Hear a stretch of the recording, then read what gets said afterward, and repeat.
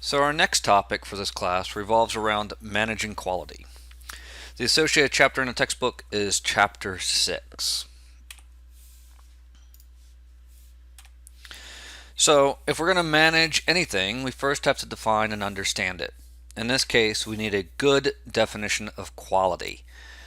The American Society for Quality defines quality as, quote, the totality of features and characteristics of a product or service that bears on its ability to satisfy stated or implied needs, end quote.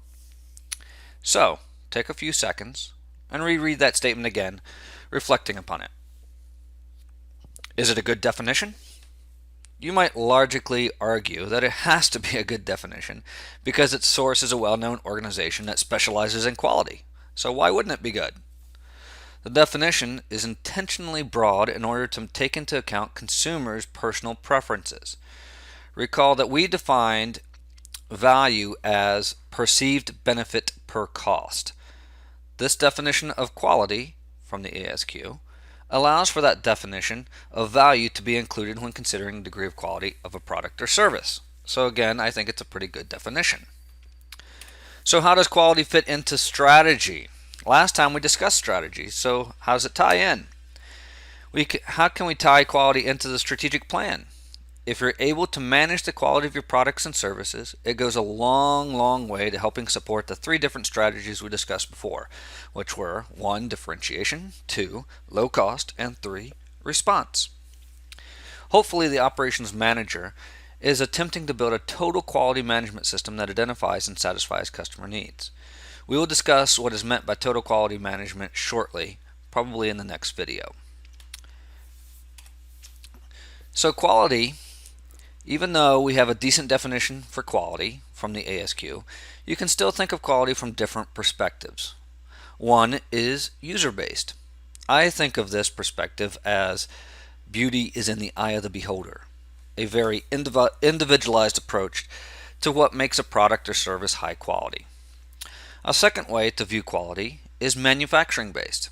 This is basically how does the product conform to, say, industry standards.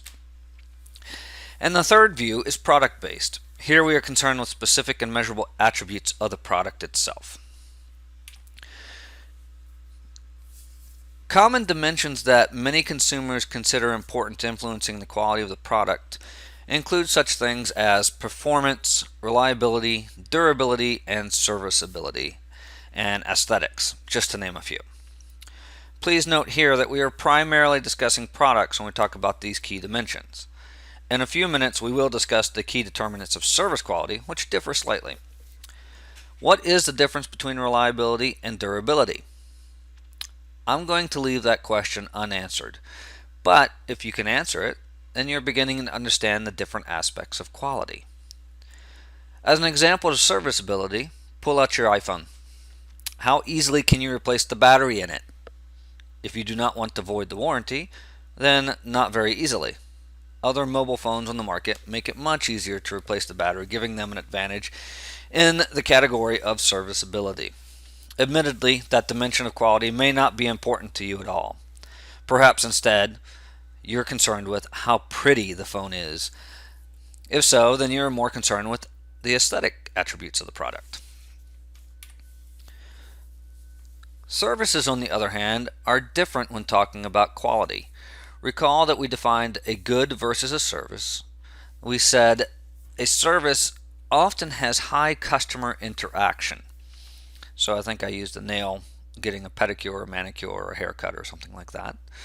Because of this high interaction between the customer and service provider, each individual customer will have different expectations, and each service encounter will be judged by the customer based upon her own expectations.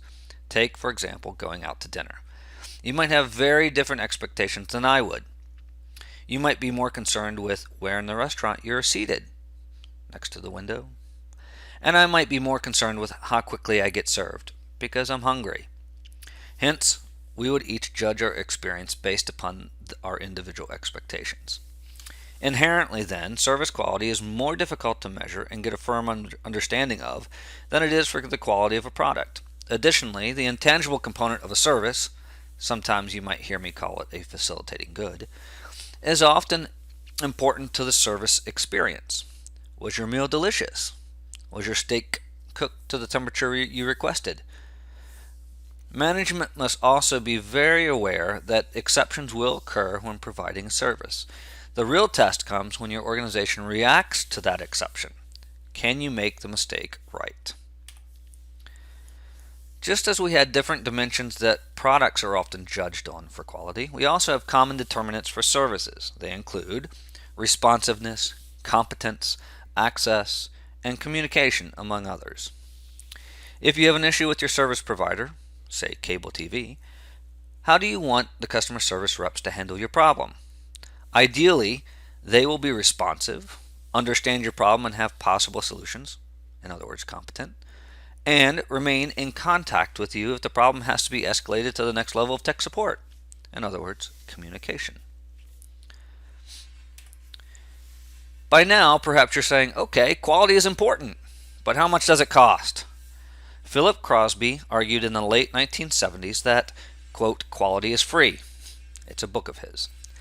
The basic premise of his argument was that if you do things right the first time, you will not have to pay to fix them or do them over. Crosby published a follow-up book, Quality is Still Free, in the mid-1990s.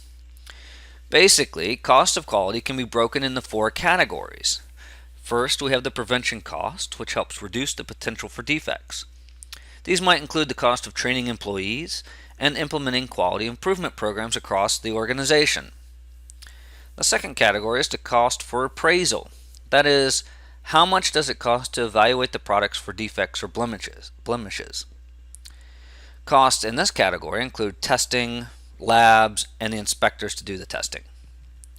The third category is internal failure cost.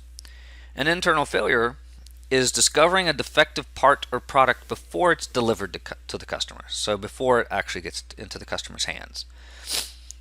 Costs in this category include rework, scrap, and even downtime. The final category is external cost. These are defects discovered after the product has been delivered to the customer. These can be quite costly in terms of recalls or returned goods and even lost goodwill with the customer.